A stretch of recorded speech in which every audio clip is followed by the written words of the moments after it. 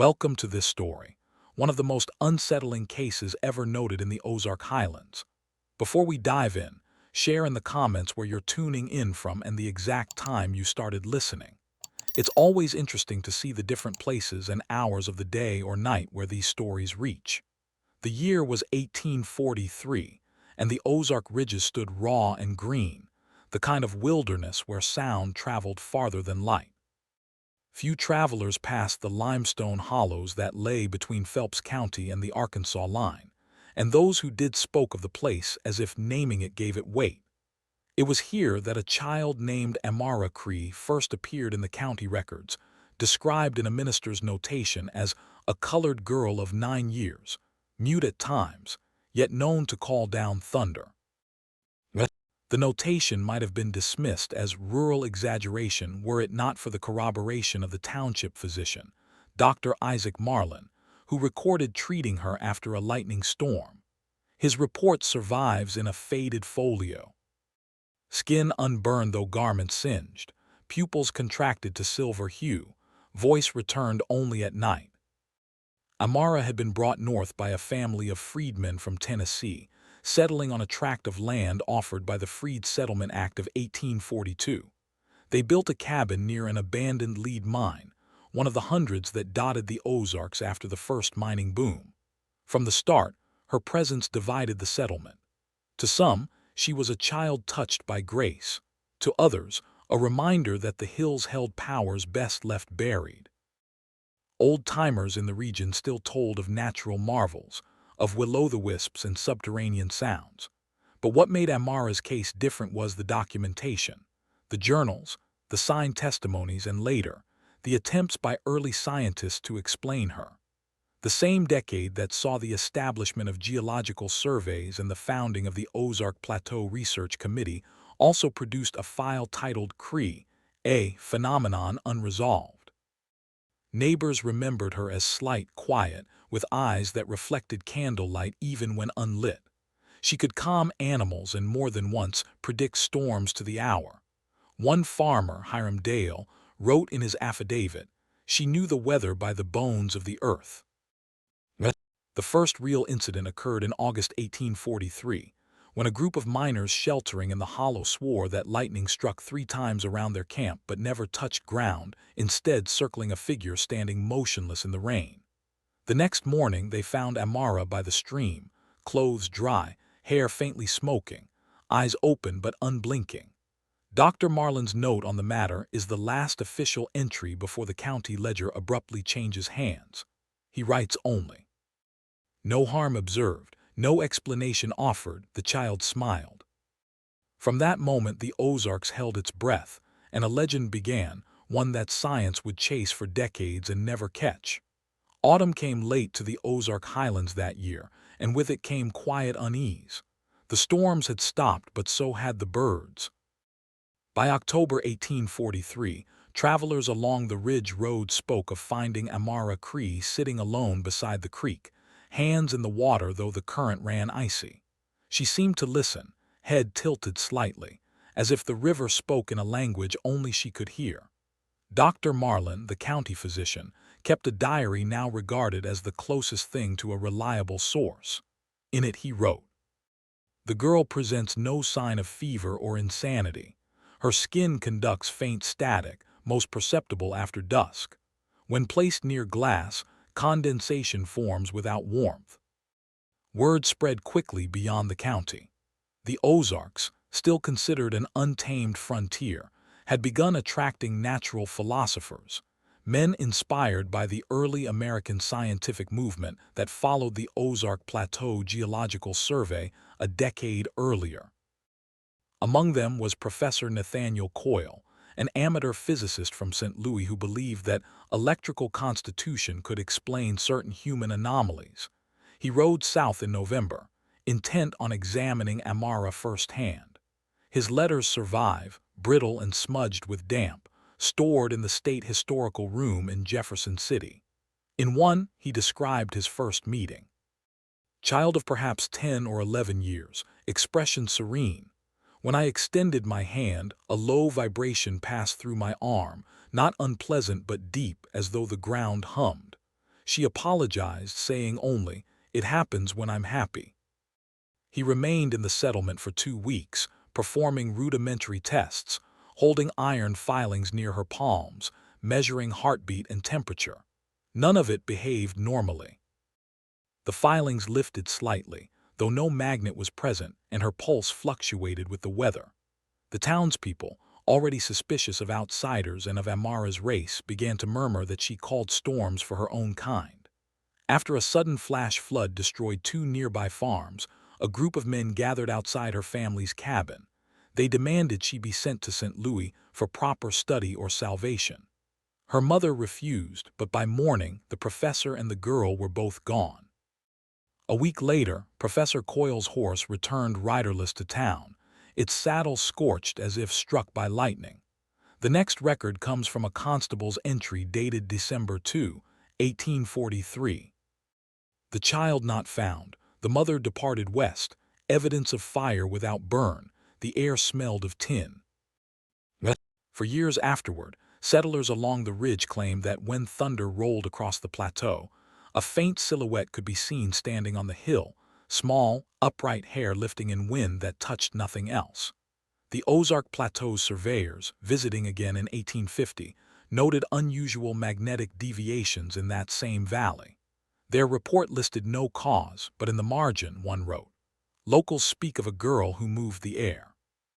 By 1846, the tale of Amara Cree had traveled beyond the Ozark Highlands, spreading through taverns, church pulpits, and letters carried by traders along the rivers.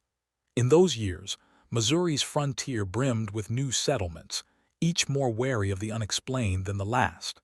Few remembered the girl by name, but everyone knew of the child of storms. Then, in spring 1846, she returned. The record appears first in a single line from a Phelps County Court memorandum. A colored woman, unnamed, presented herself seeking burial rites for her mother, claiming residence once at Benton Creek Hollow. Witnesses described her as not much changed from when she was a girl, though she must have been nearly 15. Her hair, black and tightly braided, shimmered faintly gray at the ends, as if dusted by ash. She spoke calmly and with a strange formality, like someone remembering speech rather than using it. Reverend Elias Morton, who handled her mother's burial, later wrote, "She thanked me though I had said nothing worth thanks.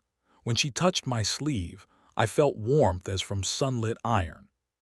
She smiled and said, 'You will not hear thunder tonight.' Indeed, the rain broke, but no sound followed." For several months, Amara lived quietly on the edge of the hollow, tending a small garden and keeping to herself. Yet those who passed near her land noticed odd things. The air would hum faintly, fences collected dew even at midday, and iron tools rusted faster within her yard. Dr. Marlin, older now and cautious, recorded one last visit to her in October 1846. His journal reads, "She speaks of seeing sound of colors that live behind clouds. Her pulse nearly still. The body conducts current though heart steady. She told me she does not sleep but remembers others doing so." He begged her to leave the region, warning that fear was a kind of weather that could kill faster than lightning. She thanked him, and 2 days later he found his instruments magnetized, their needles fused together. Rumors followed quickly. A midwife swore she saw Amara heal a fevered infant simply by resting her hand on its chest. A hunter claimed he found her in the forest surrounded by deer, all silent, watching her as though in prayer. And once, during a town meeting, lightning struck the courthouse weather vane and arced harmlessly toward the sky. After that, she vanished again. No trail, no belongings, no trace. Months later, a letter arrived from Professor Nathaniel Coyle's widow in St. Louis, claiming that a young woman had visited her home in January. The visitor left a bundle of damp earth on her doorstep and said, "He is safe now, where light cannot follow." Mrs. Coyle wrote, "She was young, dark-skinned, her hair bright at the tips, eyes reflective as polished pewter. I had never seen her before, and yet she spoke as if we'd met long ago." After that night, the widow's garden bloomed out of season, the flowers pale as frost. The years after 1846 left the Ozark Highlands half in silence, half in superstition. Amara Cree's name vanished from the ledgers, replaced by euphemisms: the girl at the hollow, the black child of light. The Ozark Plateau geologists, who returned to map the valleys in 1849, noted strange weather around Benton Creek, heavy static during rainless days, compasses that quivered though the sky was still. One junior surveyor, Ephraim Latt, kept his own private journal. His entry of June 3rd reads, "Encountered a colored woman drawing water from the stream. Seemed young, no more than 20, yet her eyes looked through me. My compass spun and the mule bolted. She asked, 'Have you learned to listen to dirt yet?' Before walking into fog that rose from nowhere." The surveyor's colleagues laughed at him until, the following week, lightning struck their camp twice without sound or smoke. Latt quit the survey and left the state before winter. Meanwhile, rumors reached St. Louis, where amateur scientists remembered the earlier reports of Professor Coyle and begged the Missouri Historical Society to retrieve any artifacts. One clerk's logbook records a package labeled Cree, magnetic residues, origin uncertain, being received from Phelps County in 1850. The package is now lost. Around the same time, settlers found a small cabin near the hollow reduced to white ash, though the ground beneath remained cool. Within the remains lay a circle of stones and a half-buried iron comb fused to glass, perhaps melted by heat. The sheriff's notes remark, "No body present. One footprint, child-sized, pressed deep as if in clay. Rain began though sky clear." For a decade afterward, Benton Creek Hollow was avoided. Hunters said thunder followed any shot fired there, and travelers heard a humming when they crossed its line. Some claimed Amara still lived, unchanged, wandering barefoot through mist that gathered only around her. They said she could draw metal from soil with her hands, that she spoke to storms like kin. An entry from Dr. Marlin's final notebook, dated 1854, suggests he saw her again. "She stood where the ridge breaks. I told her people fear what they cannot weigh. She answered that the air itself forgets to hold her down. I have no science for this." After his death that winter, his instruments were sold to a St. Louis physicist who reported they vibrated faintly for hours when left near an open window. The sound, he said, resembled wind whispering through metal, steady, low, and alive. By the dawn of the 1860s, only folklore remained. But on nights when dry lightning laced the Ozark ridges, old settlers still drew shutters closed, muttering that the girl was walking again, quiet as rain, bright as fire, and kinder than either. In 1862, a report surfaced from Dr. Silas Wend, a visiting physician from the Fulton State Hospital, an institution established barely 15 years earlier as Missouri's first asylum. Wend had been assigned to examine cases of nervous affliction among rural communities in the Ozarks. He traveled through Phelps County that spring, collecting testimonies of fever, delirium, and strange dreams. Again and again, he heard the same name whispered in caution: Amara. In his clinical report, Wend wrote that the malady seems local to the valley and perhaps moral rather than physical. Yet his private diary, discovered later, revealed something less dismissive. Those who claim to have seen the girl speak of an aura that precedes her. No sound, no bird call. The very humidity alters. In one instance, a woman's hair rose as if brushed by static, though no storm was near. The phenomenon merits observation, but I fear the people would sooner bury her than understand her. He did, however, attempt to locate her.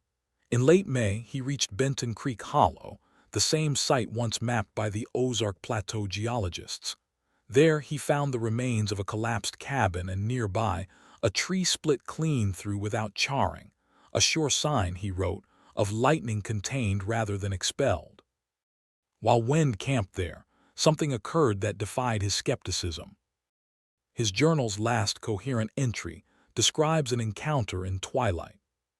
"Saw the girl, or what remains of her, skin darker than the surrounding dusk, yet faintly luminescent at the edges as if catching light invisible to me. She spoke in perfect calm. "You are late, doctor. The air forgets faster than men." The following morning he was gone. His horse wandered back to camp, its reins scorched. His instruments lay scattered, magnetized. When a search party arrived, they found his boots by the creek, the ground beneath them glass smooth, fused into a single sheet as if heat had melted sand. The Fulton Hospital Board classified his disappearance as field casualty, weather-related. But an unsigned note pinned to his last dispatch read simply, "Not weather, witness." Locals avoided the hollow for the rest of the war years. Soldiers bivouacked nearby swore their rifles misfired in that valley, and one, in a later affidavit, claimed he saw a woman in black walking the ridge, barefoot in thunder, smiling though no rain fell. The county minister recorded it differently. In a sermon from 1864, he warned, "The Lord speaks in storms, but not all who answer are His." Even now, that valley's soil holds unusual traces of iron and quartz, residues the early scientists never could explain. To those who know the legend, it's proof she still walks there, half woman, half memory, waiting for those who come too close to the edge between reason and the unseen. By the summer of 1866, Benton Creek Hollow had grown wild again. The war had taken its toll, and new settlers avoided the ridge entirely, claiming the soil buzzed underfoot like a hive. Yet when a small family of farmers, the Kearns, moved into the area, they began hearing odd sounds from the earth at night. Martha Kearns, in a letter to her sister, wrote, "The ground sighs before rain, and the fence sparks when we touch it. Ezra thinks the lightning sits beneath, waiting." They didn't know they had built near the site where Dr. Wend vanished. In August, a storm swept the valley. Afterward, the family found their livestock unharmed, but their well water glowed faintly blue. Neighbors came to see, and one of them, a Union veteran, recognized a strange trace, iron glass, he called it, embedded in the rock. He'd seen similar residue near burned telegraph lines in Tennessee. Within weeks, the Kearns' youngest son fell ill with seizures and fever. A physician from Rolla treated him, but when he reached for the boy's wrist, he drew back, claiming the skin felt warm yet dry, as though touched by a live wire. That same night, Martha reported seeing a woman standing by the well, dark of skin, eyes shining like steel.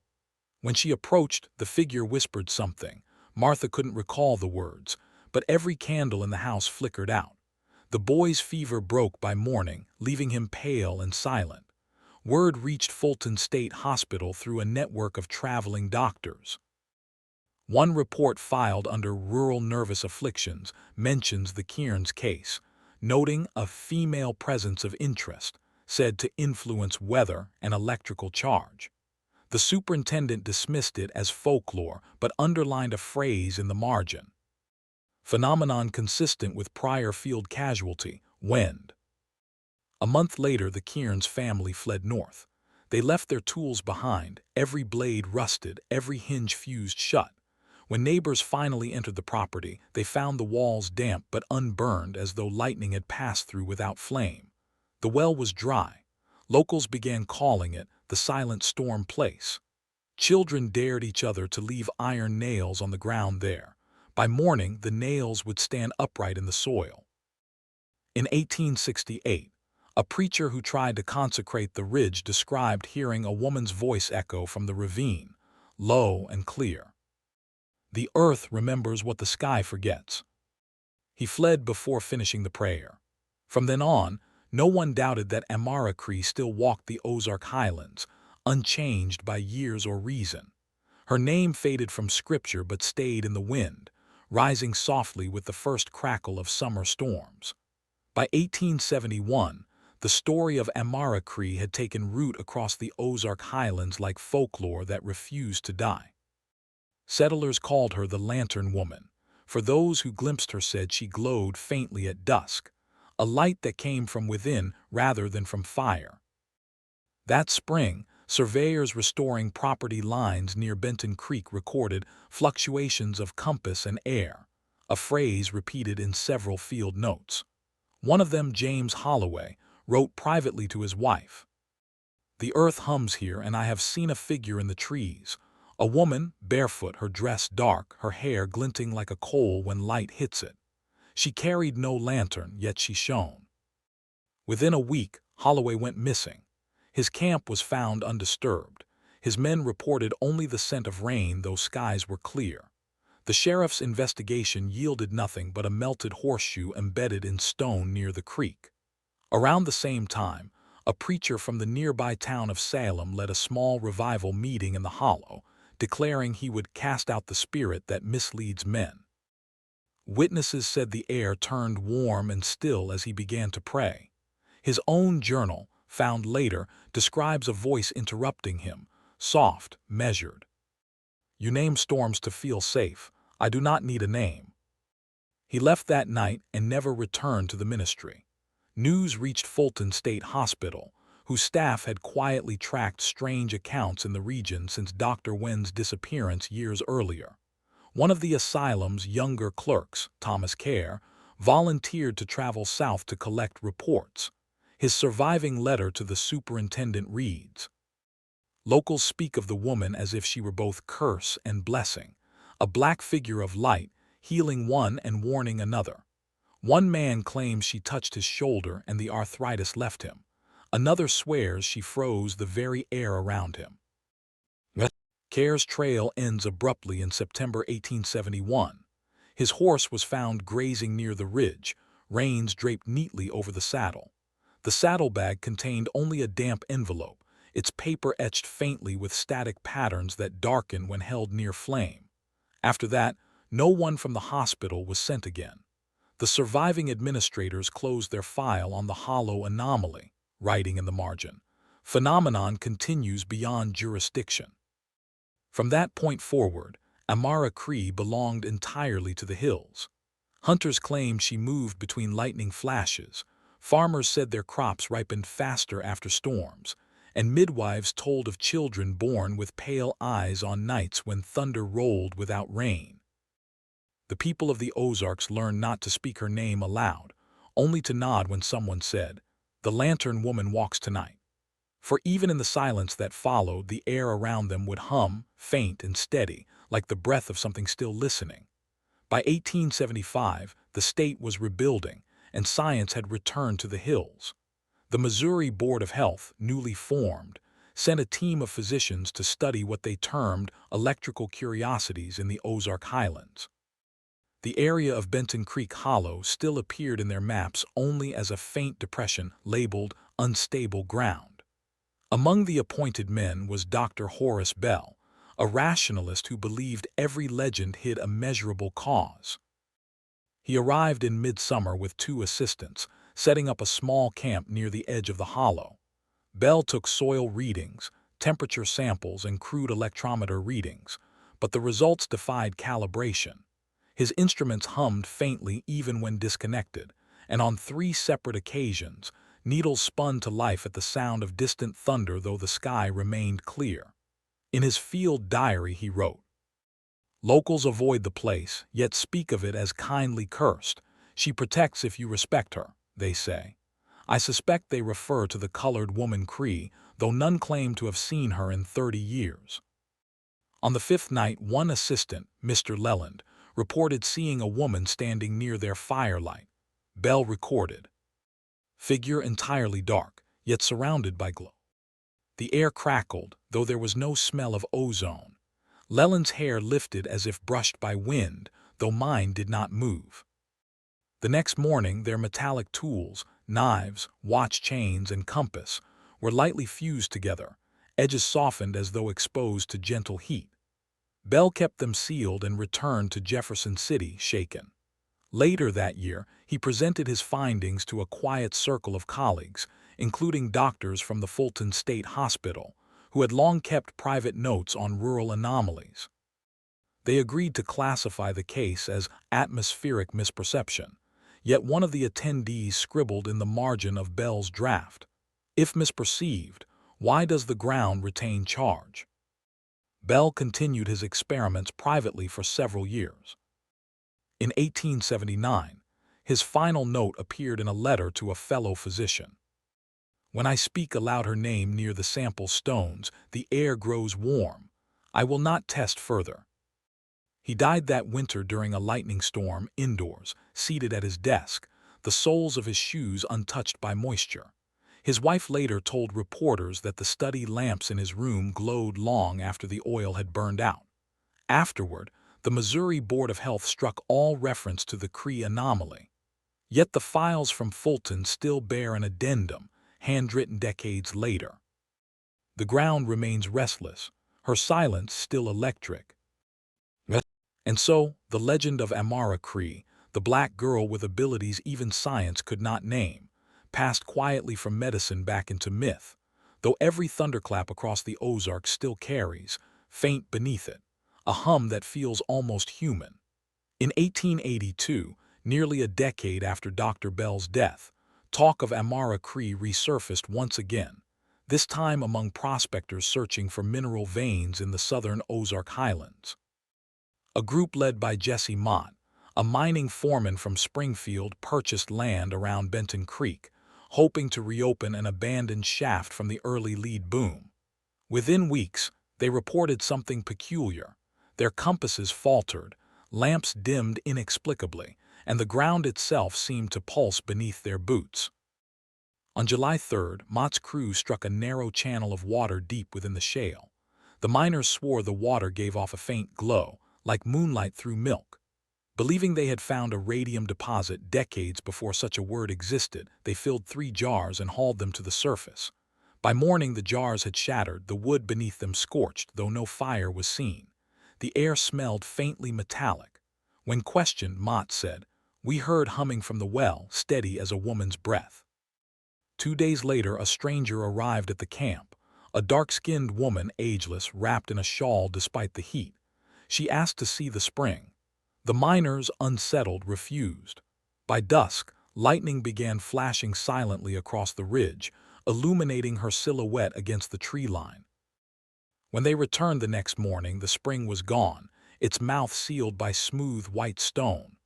One miner fled to town to report the phenomenon, but his statement was dismissed as delirium. He died that week from what the physician called nervous seizure. His hands burned though he'd seen no flame. The remaining crew dispersed, leaving their tools buried at the site. Months later, the Missouri Geological Bureau, reviewing field logs, cited the incident as an example of subterranean electrical discharge, a phrase borrowed from the notes of Dr. Bell. Yet an unsigned comment in the margin reads, "If discharge from where? If heat, why cold?" By the following spring, the hollow had flooded. Locals renamed it Cree's Spring, claiming the water healed burns and fevers. Pilgrims arrived from neighboring towns, some leaving cured, others struck dumb or blind. When a pastor attempted to bless the spring, his hands turned white at the fingertips, as if leached of color. To this day, no official survey marks the spring's existence, but hunters still find faint circles of smooth stone where grass will not grow.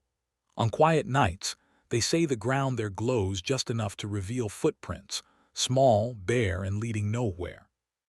In 1884, a final field note by an unknown writer closed the Geological Bureau's file with one simple line. The girl was not the storm, she was what the storm left behind. By 1887, the name Cree's Spring had begun to vanish from conversation. A new railway line was proposed across the lower Ozarks, and engineers were determined to chart the area once and for all. Yet even their precision instruments failed there. Surveyor Matthew Brenner recorded in his logbook, "The compass goes blank at the stone ring. Iron filings drift upward when spilled. The men refuse to camp." One worker, convinced of sabotage, tried to blast the ridge open with black powder. When the smoke cleared, the ground was untouched, smooth, glassy, unscarred. His companions swore they saw a woman in the haze, standing motionless, her outline glowing like ember. Brenner sent his report to the U.S. Geological Survey Office in Jefferson City. The return letter came weeks later with a single typed response: area unfit for assessment, geological volatility unexplained. That winter, a local pastor from Rolla organized a pilgrimage to pray over the hollow, hoping to reclaim the land from its superstition. Witnesses said a storm rose from clear skies as they approached, and the pastor's cross was struck, not by flame, but by a current that left it warm and colorless. The congregation fled, but one of them, an elderly woman, lingered behind. She later told neighbors she saw Amara by the spring, kneeling as if tending to something unseen, whispering, "I keep what the earth remembers." By the turn of the next decade, the land had gone still. The spring dried completely, and vines closed around the stone ring. But when lightning hit nearby hills, people said the glow beneath the soil returned for an instant, soft, rhythmic, like breathing. Decades later, in 1901, a St. Louis historian collecting oral folklore wrote that the story of the black girl with the storm's touch had become a cautionary tale for children, teaching them to walk gently where thunder sleeps. Yet he noted that some settlers spoke of her not as ghost but guardian, protecting the ridge from men who would wound it again. His paper concluded with a single observation: if she still walks, she does not walk in anger. The silence is not vengeance but vigilance. And even now, long after her name slipped from every map and register, travelers in the Ozark Highlands speak of nights when thunder rumbles without lightning, when metal hums in the hand and the air itself seems to pause, as if listening for a voice that once spoke with storms. They call it the Cree weather, though few remember why. By 1903, few remembered the name Cree Spring, yet the ridge still carried whispers when storms rolled across the Ozark Highlands. Locals spoke of lights beneath the soil, soft, flickering veins that moved like roots. The railroad never reached that part of Phelps County. Engineers said the ground refused to stay still. That year, a schoolteacher named Eleanor Das, newly arrived from St. Louis, began collecting frontier tales for her students. Among the yellowed county ledgers, she found a faint reference to the girl Amara, of unusual constitution. Curious, she traveled to the hollow that autumn. Her notebook, discovered decades later in the attic of the Rolla courthouse, preserves her impressions. The air smells of iron, trees lean toward the creek. When I spoke her name aloud, the wind ceased entirely. The silence felt alive.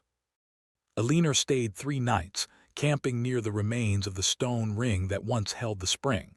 On the second night she awoke to a faint humming, low, almost musical. The next morning her compass needle was fused to the glass.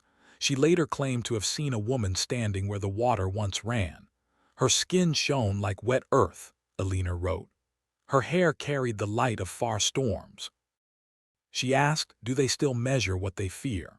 When Eleanor tried to reply, the woman was gone. Upon returning to town, the teacher attempted to submit her notes to the Missouri Historical Society, but the curator dismissed them as superstition. Within weeks, Eleanor fell ill with what physicians called electrical paralysis. Her hands trembled, and her hair turned streak-white though she was only 26. She recovered, but never again spoke of the hollow. The journal she left behind circulated quietly among academics, until one marginal note caught attention years later. The hum is constant beneath the rock. If I place my ear to the ground, I hear breathing, not mine. From that point, the story of Amara Cree shifted once more, from folklore into forbidden curiosity. Scientists, preachers, wanderers, all came seeking the truth of the black girl whose presence bent storms and silenced thunder. None stayed long, and still, on humid summer nights, people camping along the southern Ozark ridges swear that the air grows heavy before lightning and that sometimes, just before the first flash, they hear a sound not of wind or rain, but of someone quietly drawing breath. In 1906, the story of Amara Cree found its way into the hands of new thinkers, scientists who believed the unexplained could be measured, and preachers who feared they already knew its source. The Ozark Highlands had changed. Railroads ran closer, Towns grew louder, and faith now shared its ground with experimentation. Yet Benton Creek Hollow remained a place untouched by both. That spring, two men, Dr. August Fell, a physicist from Chicago, and Reverend Samuel Quinn, a missionary traveling south, arrived together in Rolla. Fell sought magnetic anomalies, Quinn, a soul trapped between heaven and the lightning. Their paths crossed by chance in a tavern, but within days they were traveling together into the hollow. Fell's field notes, preserved in fragments at the Missouri Historical Archive, read more like confession than science. Compass unresponsive. Water shines faintly at depth. Every time I write, the pen grows warm. Reverend prays aloud, though no one answers. On the third night, Quinn reported hearing singing, low, steady, without words. Fell insisted they follow it, believing it to be air resonating in a cavern. Instead, they found the stone ring at the center of the hollow, half covered by moss. Fell described it as radiant though moonless, cool though dry. Quinn fell to his knees, claiming to see a woman standing within the circle, neither light nor shadow, her eyes the color of rain. The entries break there. Weeks later, Fell's journals were mailed to his university by an unknown sender. Quinn never returned to his parish. The label on the package bore no address, only a single word written in neat, slanted script: returned. When the materials were examined, archivists found every metal clasp and pen nib inside the parcel magnetized. One page showed faint scorch marks in the shape of a hand. Fell's final note, written sideways across the margin, reads, "She is no miracle and no curse. She is what the earth becomes when no one believes in it anymore." After that, scientific interest in the hollow ended. Yet locals said that when thunder rolled through the valleys that summer, it never echoed, only thudded once, as if stopped by something deep below. Children began drawing circles in the dirt and leaving them overnight. By morning, they were gone, filled in by unseen hands. The townsfolk took it as a sign that Amara still wandered there, smoothing the scars men left behind. And when the first lightning storm of autumn swept the Ozarks, those who lived closest to the ridge said they saw her, just once, walking along the horizon, her skin shining faintly like wet stone, her steps leaving no sound at all. By 1909, Benton Creek Hollow had nearly disappeared from modern maps, yet its legend lived quietly among the Ozark townsfolk. Miners, preachers, and even wanderers spoke of a patch of earth where thunder sank instead of echoing. They called it the hollow that breathes. That spring, a botanist from Kansas City, Dr. Amara Cree, arrived to study the flora that locals said grew faster after lightning. Her journal, later recovered by her niece, begins simply. "The ground here is alive. The grass trembles even when wind is still." Dr. Reese collected samples near the ring of smooth stones. She noted that every leaf bore a faint, powdery film, metallic to the touch, colorless under light.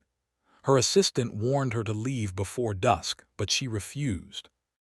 "We are witnessing electricity in repose," she wrote. That night their tent collapsed inward as if pressed by invisible air. The assistant fled. Reese remained. At dawn she was found sitting by the creek, unhurt but dazed. When questioned, she said she had met a woman made of dusk and reflection, who asked her to stop measuring the heartbeat of the soil. Reese returned to Kansas City, her hair streaked with silver. In a later lecture, she referred obliquely to a living current unaccounted for by magnetism or divinity. The transcript was suppressed by her institution. Around that same time, lightning began striking the Ozarks without thunder again. Farmers said the flashes hovered above ground before vanishing. In Springfield, newspapers mocked it as mountain hysteria. Yet a month later, a surveyor photographing the area captured something strange, thin arcs of light forming circles above the hollow. When developed, the glass plates came out blank except for one faint silhouette, a woman, head bowed, surrounded by haze. By 1910, the government closed the ridge for public safety, citing sinkholes, but locals knew no ground had ever caved there. They said the land was protecting itself. An elderly midwife, Mrs. Eliza Vaughn, who remembered the earlier stories, told a visiting writer, She's not gone, she only sleeps between storms. When the sky forgets its color, she wakes to remind it. And every year since, when dry lightning dances over the Ozark Plateau, people claim to see her form in the distance, dark against the glare, patient, unchanging. No record names her anymore, but in quiet homes along those ridges, when thunder rolls without rain, old women still murmur a single word under their breath, half warning, half prayer. Amara. By 1913, most of the Ozark Highlands had been mapped and modernized. Telephone lines crawled across valleys where silence once ruled, and iron bridges replaced the old wooden crossings. Yet Benton Creek Hollow, the ridge people once called Cree's Spring, remained untouched, fenced off by the state under the label Protected Geological Zone. Few knew why. That year, a storm of unusual violence swept through southern Missouri. Lightning split trees in half, but thunder followed minutes late, soft as if muffled by earth. When the skies cleared, a traveling blacksmith named Jonas Baird discovered his forged tools drawn in a perfect circle overnight. The iron had fused into the ground, leaving a glassy impression where they touched. He swore he saw a woman's shape in the early light, tall, still, her face unreadable in the fog. Baird's account reached a local newspaper, the Ozark Sentinel, which published a short article titled "The Storm That Forgot to Sound." The editor dismissed it as frontier fancy, until readers from 3 counties sent letters describing similar occurrences: plow blades humming, nails rusting overnight, and fences bending slightly toward the same ridge. Among those who read the story was Dr. Amara Cree, the botanist who had once studied the hollow. Though older now, she returned quietly to the site, driven by an obsession she never confessed to her peers. Her final field note, found years later among her papers, reads, "The valley is breathing again. Light seeps from beneath like memory beneath skin. She does not haunt, it is we who linger." The following spring, construction crews extending the highway through Phelps County encountered a rise in the soil where no map marked elevation. When they struck it with shovels, a thin mist rose and every metal tool rang faintly, harmonically, before falling still. The foreman halted the work. That night, lightning crawled along the ridge but struck nowhere else. From that day on, the men refused to return. They left behind their shovels, which the next morning had rusted to dust. By 1915, newspapers stopped mentioning the hollow entirely. The area became known only to hunters and locals as the Quiet Ground. Yet some who ventured close claimed to see faint lights moving beneath the earth after rain, like veins of silver weaving slowly through the dark. Old settlers said it was Amara Cree, keeping her vigil as she always had. They said she never left the ridge because it was no longer just ground, it was part of her. The thunder that rolled through those hills belonged to her heartbeat, and every spark that rose from stone carried her breath. And when storms passed without sound, they knew she was still there, listening, watching, and keeping the memory of the earth from fading completely. Yes, ChatGPT said. Part 15, The Sound Beneath the Rain. By 1917, the Ozark Highlands were quieter, but the ridge never lost its unease. The war in Europe filled the towns with sons leaving and telegrams returning, yet for those who stayed behind, the weather brought its own reminders. When lightning rolled across Benton Creek Hollow that summer, there was no thunder, only a deep vibration, as if the sound had slipped under the soil. That same year, a young telephone repairman named Edward Pike was sent to service new lines near the protected tract. He later told his supervisor he kept hearing a hum on the wire, though there was no power feed. When he followed the line downhill, it led to a clearing of pale stones. His logbook notes, "Ground shakes though air still. Static builds in my hands, heard a woman's voice from nowhere. This is not noise, it is what silence sounds like when remembered." Edward returned shaken, convinced his earpiece had picked up something buried. Days later, he was found unconscious beside the same post, his headset fused solid. He survived but never again went near the ridge. In nearby Rolla, the Missouri Geological Bureau received reports of electrical interference localized to Benton Creek. They dispatched one observer, C.R. Talbot, who wrote that he found no magnetism detectable, yet iron filings drift toward the creek as if drawn by breath. He recommended abandoning the site, adding quietly, "If there is current here, it remembers before it moves." That winter, old residents claimed to see a glow moving along the ridge during storms, a human shape haloed in mist. Children called it the Lady of the Wires. The elders only nodded. They'd known her longer under another name. By 1919, new settlers had arrived, unaware of the legend. They built a small homestead near the hollow, but after the first heavy rain, their tools rusted overnight, and the wife swore she heard someone combing hair outside her window, though no one stood there. They left before harvest. The ridge grew over again, vines sealing its paths, the creek whispering under stone. But travelers who crossed those woods swore the air still carried a charge, faint but steady, like a living pulse in the dirt. Some said it was just the echo of storms. Others said Amara Cree was keeping watch, tending the silence, keeping it warm until the world remembered how to listen. By 1921, telegraph lines stretched across the Ozarks, humming faintly with every storm. Operators in Rolla and Salem began reporting strange interference on clear nights, short pulses, rhythmic, almost like a coded signal. The pattern repeated every 30 seconds, followed by what one technician described as a sigh, human and low. The Western Union District supervisor, intrigued, sent a field agent, Arthur Lem, to trace the signal's origin.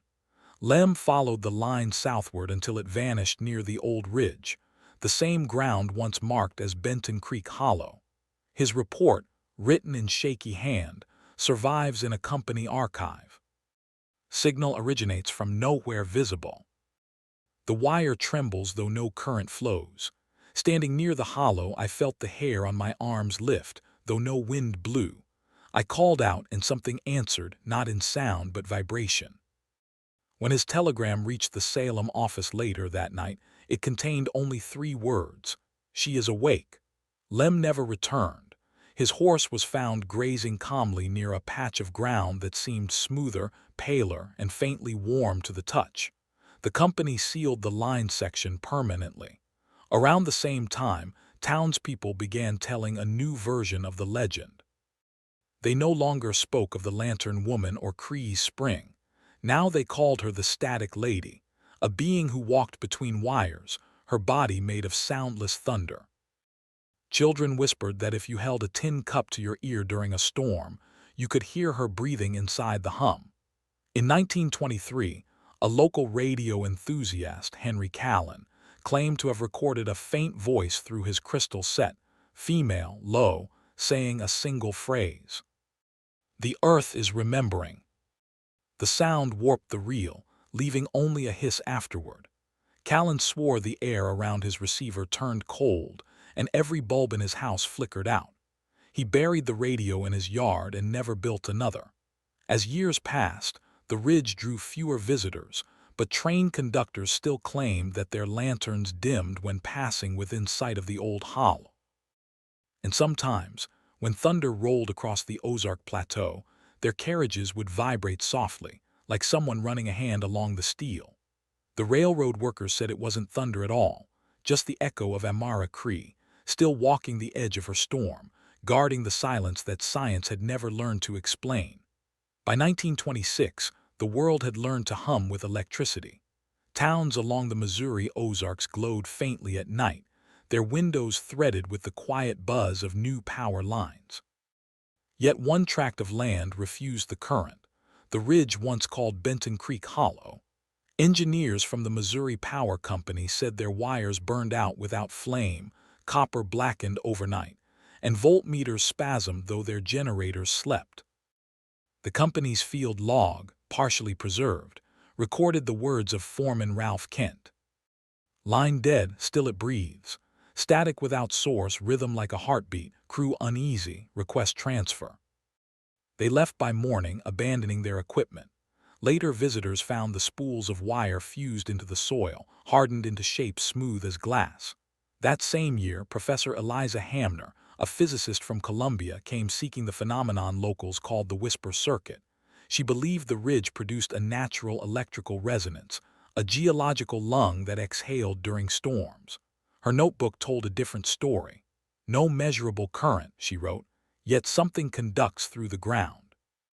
Pattern recurring every 8 seconds, low hum below the threshold of hearing. At times a word, listen. On the third night, Hamner camped alone beside the hollow. She set her recording coils and wrote by lamplight that the air grew warm though windless. Then her pen stopped mid-sentence. The next page bears only one faint mark. Ink bled outward into a single circle, as if drawn by vibration. Weeks later, her assistant recovered the device. The wax cylinder contained no voice, only static that pulsed steadily. 7 beats, a pause, 7 more too regular for coincidence. When amplified, the rhythm resembled breathing. The university filed her disappearance as an accident, citing hazardous terrain. But miners nearby told a quieter story, that during each storm, the ridge flashed white and a woman's outline appeared across the horizon, walking through the lightning as if through shallow water. They said her steps left no prints, only a hum in the air that lingered long after the rain had passed. The same hum the wires still carried, whispering through empty lines, as if Amara Cree herself had found a way to live inside the sound. By 1929, power lines skirted the Ozark Highlands but never crossed the ridge. The utility company gave up explanations and simply marked the area neutral zone. Locals, though, knew better. They said the wires sang there. On humid nights, the poles trembled and voices rode the current, faint, rhythmic, and patient. Travelers who camped near Benton Creek Hollow spoke of hearing something else entirely, a deep pulse beneath the ground, steady as a heartbeat. One engineer, Franklin Dyer, described it in a letter to his wife. The air hums like it's thinking. When lightning strikes miles away, the ridge answers before the sound arrives. That same summer, Dyer vanished during a maintenance patrol. His lantern was found standing upright in the mud, still glowing. His boots, perfectly dry, sat beside it. The soil beneath had hardened into smooth white stone. Afterward, no one entered the hollow again. A new generation grew up knowing the name Amara Cree only as a caution, a woman who could bend storms and quiet thunder, who spoke not in words but through charge and silence. Old men claimed she was never ghost nor saint, but the ridge itself remembering its own creation.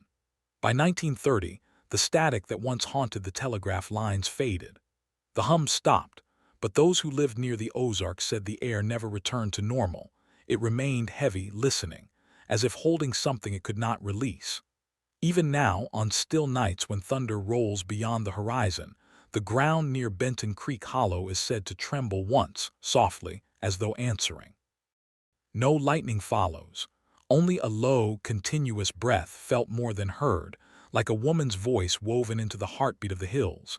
They say she never left. She simply learned how to stay within the sound. And when the storms pass and silence falls too perfectly, the locals glance toward the ridge and murmur, almost with respect, "She's listening again."